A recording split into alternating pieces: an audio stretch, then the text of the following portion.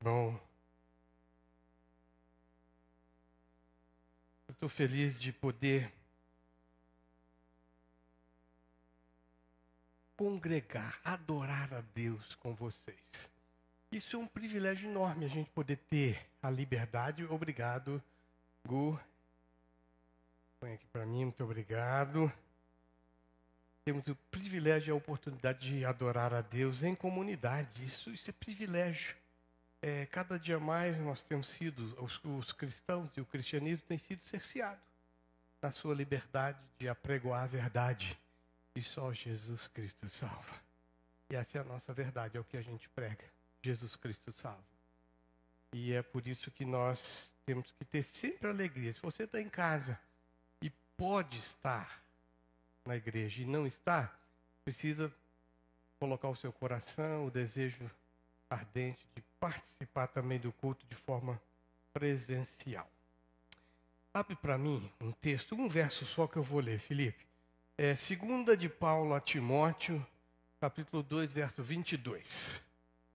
A gente sempre fala, segunda a Timóteo, mesmo que o nome dele é masculino, é porque é a segunda carta ou segunda epístola de Paulo a Timóteo.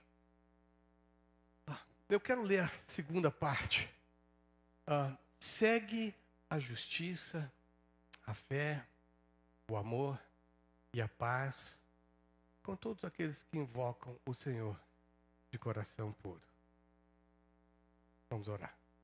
Ó Senhor, é uma porção da Tua palavra que foi lida agora, que eu peço em nome de Jesus, por misericórdia e graça, que ela venha ser aplicada em nossos corações e que no decorrer dessa reflexão possamos ser tocados pelo Teu poder e assim transformados, para sairmos daqui e dizer que Jesus Cristo salva com as nossas vidas, com o nosso testemunho, com nossas palavras. No nome de Jesus, o nosso irmão mais velho, eu oro. Amém. Paulo aqui apresenta nesse argumento uma base de 4 atributos da nossa crença e da nossa prática de fé. São qualidades e características que precisam ser encontrados em um crente no Senhor Jesus. Essas características descrevem então a natureza e o caráter de Jesus em nós. Mas aqui, presta atenção, eles só têm valor se forem aplicados no nosso dia a dia, se isso tiver aplicabilidade e que forem guiados pela verdade e só a verdade. Porque só assim a gente vai ser abençoado e só assim a gente vai poder abençoar. É só assim que nós vamos ter vida plena em Cristo e assim também abençoaremos outros. Por que eu estou falando da verdade? Depois você chega o contexto desse versículo 22, desde lá do início, o texto essa última parte do capítulo 22 é completamente encharcada com o conceito de verdade. Depois você chega em casa. O que ele está dizendo é verdade, verdade, verdade, verdade. Aí ele dá para nós, pelo menos, um quadripé que fala assim, justiça, fé, amor e paz. Porque sem verdade não há como a gente viver esses valores, essas características, esses atributos. E aqui, por favor, me entendam. Eu só conheço uma verdade. Abre para mim lá em João 14, Evangelho de São João, 14, versículo 14, verso 6. São João 14, 6 diz assim, Jesus respondeu, presta atenção, ele falando, boca do Filho de Deus, eu sou o caminho, a verdade e a vida. Vou terminar o texto que muitos de vocês conhecem de cor. Ninguém vem ao Pai, senão por mim. Ele informa a todos nós que a verdade só existe uma. Ele é a verdade. Por isso que esses 4 atributos precisam estar atrelados à verdade, para que eles possam encher os nossos pensamentos, nosso coração, mas também as nossas ações e a nossa prática. aí a vida cristã vai ser manifestada aí fora, enquanto eu vivo e você vive, de uma forma muito íntegra e honesta, vivendo com certeza a justiça, a fé, o amor e a paz. Guiados pela verdade, nós teremos a vida cristã que vai nos abençoar e abençoar os outros. Isso também traz conforto para nós. Sabemos que estamos sendo guiados pela verdade, firmados nesse quadripé que Paulo diz aí para o pastor Timóteo. Aqui, não adianta, eu preciso falar da verdade enquanto é ela que nos guia, porque não adianta buscar a justiça, andar com fé, viver em amor, desfrutar da paz, se a verdade não nos conduzir nesse caminho excelente. Então, os trilhos que devemos fazer passar o nosso trem, e aqui trem, vocês aqui, os cearenses aí, aqui trem é tudo, né? Qualquer coisa. Se é trem, esse é trem, tudo é trem. Mas aqui eu vou dizer um trem de mineiro mesmo. Se os trilhos que nós devemos fazer passar o nosso trem, a nossa vida, as coisas, tudo, eles é que nos dão estabilidade e sustentabilidade. Se não fizermos isso guiados pela verdade, nós nos perderemos enquanto tentando fazer justiça, paz, amor. Não adianta. Tudo que pretendemos fazer, e ainda estamos fazendo, devemos fazer na capacidade da verdade. Ponto. E tudo por ela e nada sem ela. E eu de novo estou falando, a verdade eu estou aqui personificando. Não é uma qualquer verdade, é a verdade. Jesus Cristo, o nosso Senhor. Então, se eu faço isso, se eu coloco esses atributos de justiça, de fé, amor e paz nos trilhos da verdade, eu revelo Cristo através da minha vida. É assim que eu demonstro ao outro, enquanto eu vivo a minha vida, de forma até prática e muito poderosa, que Jesus Cristo faz diferença. Porque Ele é a verdade e Ele nos ensina a viver dessa forma. Então, quando eu faço isso, eu posso acolher o outro, eu posso escutar o outro, eu posso orar pelo outro, eu posso ser instrumento de Deus para abençoar o outro. E é assim que nós somos chamados a fazer. E nessa noite eu quero fazer um desafio para vocês a pensar nesses 4 pés, desse quadripé. O primeiro desse é lutar por justiça. É justiça. Nos tempos de hoje, nós estamos vivendo momentos devastadores de injustiça e opressão nesse país.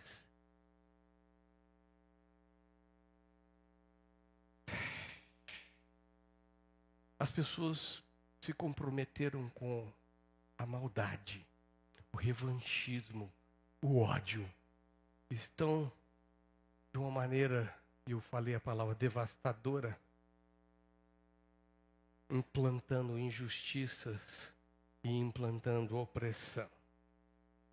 Então eu preciso, sabendo nesse mundo que eu estou vivendo, e eu não preciso dar detalhes das notícias para vocês, porque vocês são inteligentes, vocês acompanham as notícias nas mídias sociais e nos jornais televisivos, vocês sabem do que eu estou dizendo.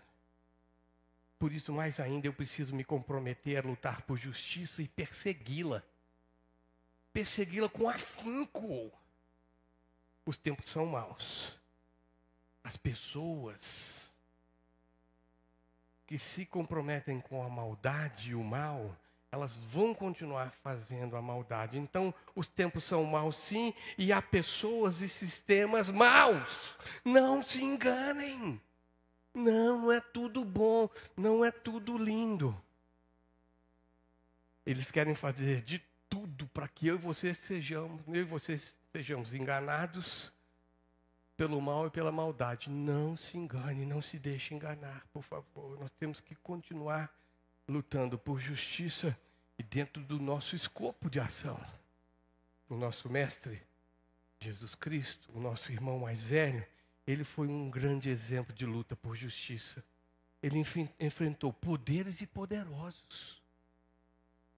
E ele enfrentou esses poderes e poderosos para que as almas frágeis, ingênuas, desprotegidas, pudessem também ser contempladas com justiça.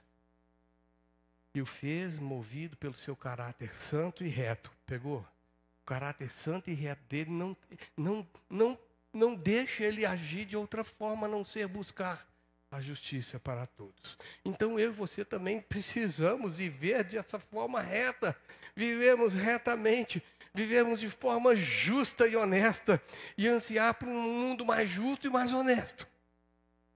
Você tem que fazer isso no seu serviço. O seu horário de chegada não é o cartão de ponto. Nossa, minha época era cartão de ponto.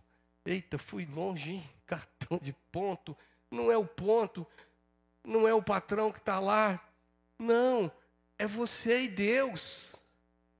Como é que nós queremos justiça para esse país se no jogo de futebol das crianças você quer que o juiz roube para o seu filho? Como é que você quer justiça para esse país se você entra no supermercado e pega uma uva e come sem pagar por ela? Cabe a você começar a fazer justiça, a viver retamente e ansiar para um mundo mais justo por todos indiscriminadamente. E você tem que lembrar, não podemos deixar de lembrar, que um dos focos do evangelho ou dos evangelhos, esse foco é direcionado ao pobre, à viúva, ao órfão e ao estrangeiro. Isso é também nosso foco. Nós precisamos olhar para essas pessoas. Quando eu falo pobre, eu olho para esse bairro aqui, de classe média. É o maior bairro de Belo Horizonte, você sabe, populacionalmente falando, é o maior bairro de Belo Horizonte. E eu olho aqui quantas pessoas paupérrimas, miseráveis, vivem nesses apartamentos luxuosos. Mas o pobre também, o necessitado, precisa da minha atenção para que a justiça seja estabelecida. A gente precisa entender isso e sair da nossa zona de conforto e fazer alguma coisa. Porque cabe a mim, a você, cabe a nós. Gente instruída, gente privilegiada, nós precisamos alertar aos incautos. Eu lembro dessa palavra porque a gente canta um hino que fala os incautos navegantes. É bonito aquele hino, né? É aos incautos, aqueles que não estão com maldade o suficiente, alertá-los contra as injustiças e as opressões de sistemas e pessoas que vão tentar manipulá-los através de pequenas ações, sustentando um sistema pernicioso. Eu vou falar. Manipulando com pequenas esmolas para que eles continuem sob seus comandos. Saiba que lutar por justiça é você que começa. Saiba que lutar por justiça é trazer a realidade, a oração dominical que diz assim: venha a nós o teu reino. O reino de Jesus, de justiça e paz, de amor e verdade. É fazer com que o reino de Deus seja estabelecido aqui nessa terra através da minha ação e da sua ação, do viver reto, meu e seu. É lutar por um mundo mais justo e mais cheio da palavra de Deus, onde a verdade, por esse trilho que andamos, essa verdade que liberta e salva, seja proclamada através da sua vida. Muito bem, o segundo pé do quadripé é andar com fé.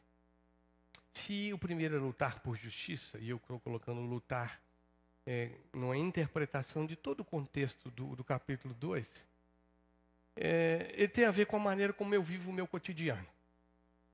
Andar com fé e andar por fé quer dizer que a minha confiança é completamente estribada, baseada em um Deus e seu grande amor, em um Deus todo-poderoso e seu grande amor e poder. Abre para mim lá Romanos 1,17, por favor, Felipe. Romanos 1,17. diz assim: pois a justiça de Deus se revela no Evangelho. Aqui, de fé em fé. A justiça de Deus se revela no Evangelho, na palavra, de fé em fé. Porque está escrito: o justo viverá por fé. Presta atenção. É estilo de vida viver por fé. Não é uma atitude, é estilo de vida. O justo vive por fé. Na confiança de que Deus faz tudo. Vamos definir fé. Abre lá em Hebreus, capítulo 11, verso 1. E aí a gente vai entender um pouco como é que é viver esse estilo de vida. Diz assim, põe para mim na revista atualizada, porque eu sei de cor a revista atualizada, obrigado. Ora, a fé é a certeza de coisas que se esperam e a convicção de fatos que se não veem. Pegou! Viver por fé nesse estilo de vida é entregar a Deus o seu andar, o seu deitar, o seu caminhar, a sua vida. Entregar a Deus os seus meninos. A nossa fragilidade, entregar isso a Ele, a nossa limitação. A nossa fragilidade precisa achar lugar na dependência completa, direta, exclusiva de Deus e os seus planos soberanos e infalíveis. E Ele tem um plano soberano e infalível para cada um de nós. Andar com fé nada mais é do que confiar, caminhar confiante na prática do bem. Lá atrás eu falei vivendo retamente, vivendo com justiça.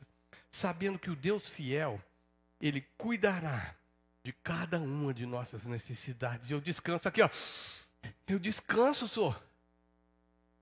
É assim que funciona. A gente precisa entender isso. É assim que é a vida. Será que a Isabela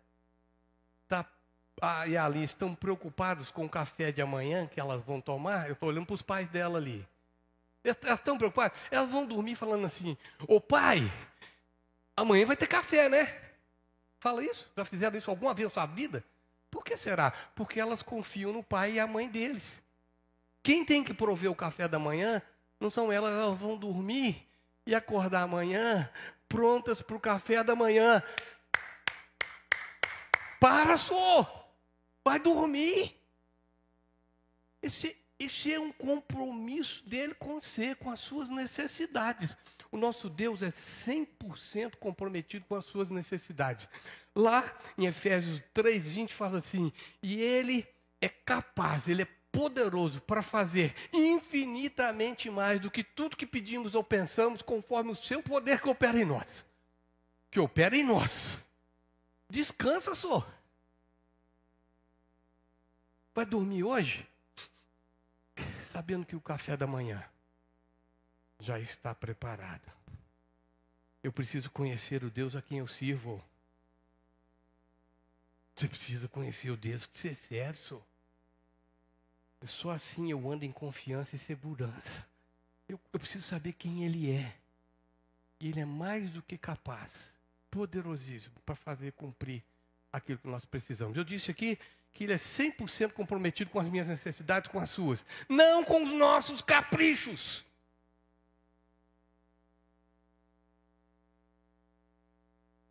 E Ele vai fazer com que nós alcancemos graça e misericórdia e experimentemos.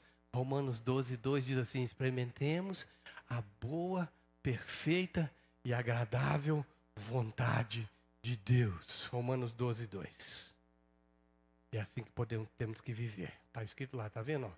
Para que experimentemos qual seja a boa, agradável e perfeita vontade de Deus. Vive assim, senhor.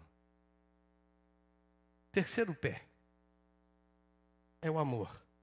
Esse é um elemento essencial para a existência humana. Vou repetir. Ninguém vive sem amor.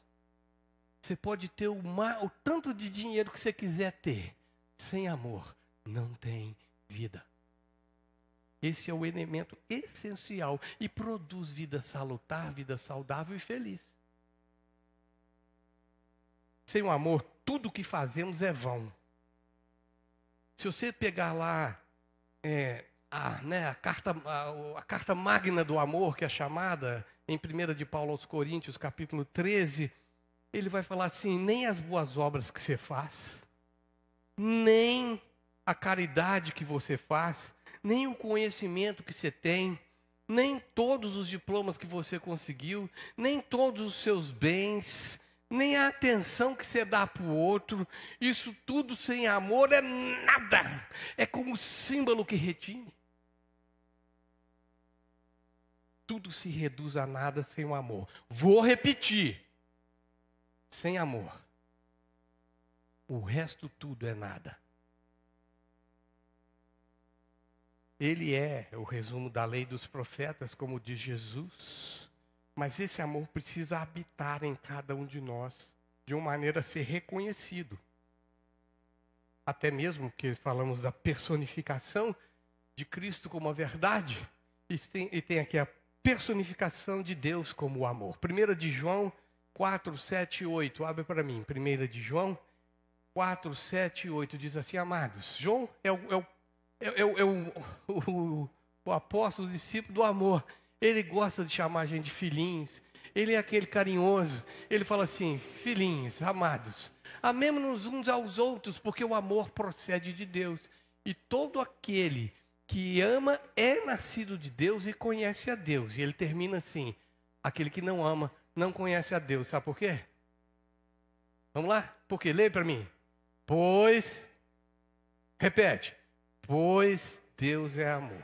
Então é o seguinte: eu tenho que fazer com que esse Deus em mim seja visto e reconhecido por onde eu vou.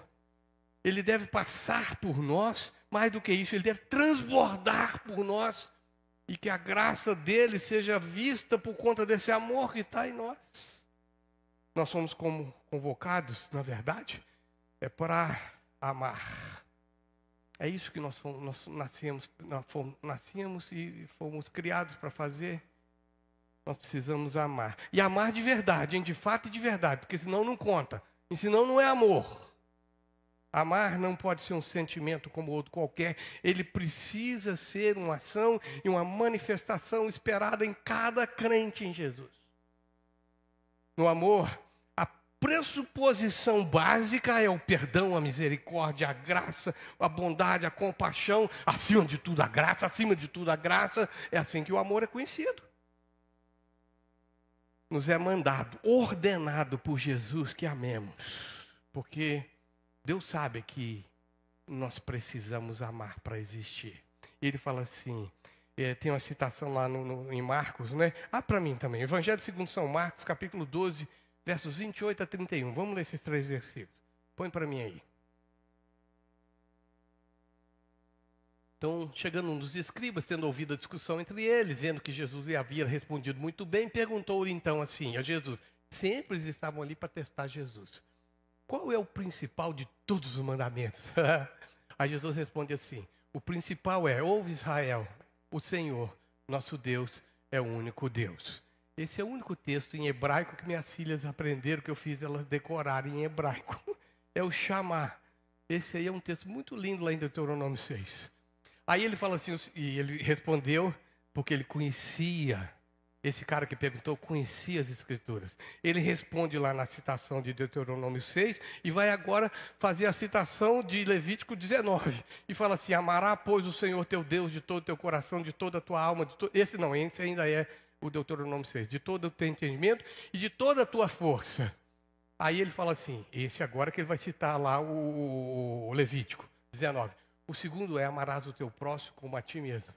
E não tem outro mandamento maior que esses. Ponto. Aqui vocês entenderam que o que Jesus falou, que a nossa vida se resume em amar a Deus sobre todas as coisas e ao próximo como a nós mesmos. O amar tem que ser o objetivo número 1 da sua vida. E amar de fato e de verdade. Amar a Deus, mas amar ao próximo também com intensidade e intencionalidade. Mostrando amor acima de tudo, de fato e de verdade. Lá o João que fala carinhoso, né? O 1 de João, de novo, Filipe, capítulo 3, versículo 18, ele nos chama a atenção disso também. Ele fala assim: filhinhos, não amemos só de conversa fiada. Se ele fosse mineiro, ele escrevia assim: não amemos de nem de língua, de coisa que não tem sentido. Vocês amem de fato e de verdade. Aqui, ouviu? Vocês amem então, de fato e de verdade. O último pé é o desfrutar da paz. Eu, quando luto por justiça, ando com fé e por fé, vivo o amor, eu preciso encontrar nessa caminhada o desfrutar da paz. A paz é a consequência de um viver dedicado ao serviço da expansão do reino. Quando eu me dedico a Deus, eu tenho paz. Mas é mais do que isso. A paz, ela vem com gratidão. Eu estou grato por tudo o que tenho. O apóstolo Paulo fala isso, eu aprendi a ter necessidade, aprendi a ter abundância, mas eu sou grato por tudo que Deus me deu. A gratidão, o contentamento é a base da paz. Eu não preciso ficar correndo atrás do vento. O conceito de paz, pessoal, vai muito além da ausência de guerra. Não, a guerra é muito pequena. O conceito de paz tem a ver com bem-estar, que se desfruta no meio a qualquer situação. Uma vida grata e confiante num Deus que zela e cuida pelos seus, produz paz, que precisa ser desfrutada em todos os âmbitos da sua vida. Uma paz maravilhosa que desafia a lógica. Porque pode ser que as coisas não estejam indo bem, mas eu vou bem, obrigado. As coisas podem não ir bem, mas eu vou bem, obrigado.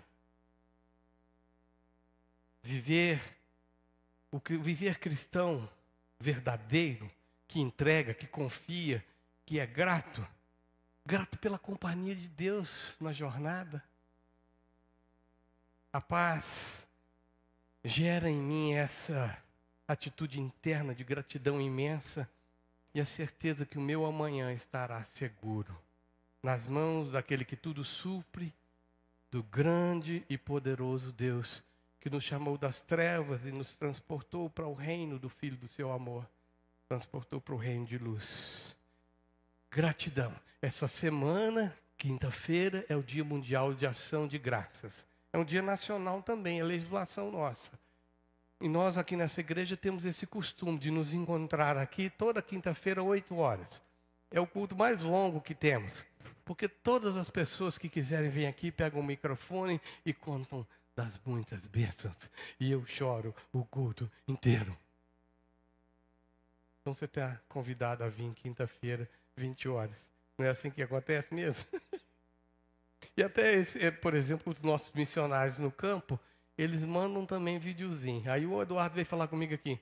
Robinho, esse ano nós estamos apertados, porque nós 4 queremos dar. Eu falei, ai Jesus, já vai aumentar mais o tempo e nós vamos chorar mais um pouquinho. Tá bom, não perca, vem aqui participar.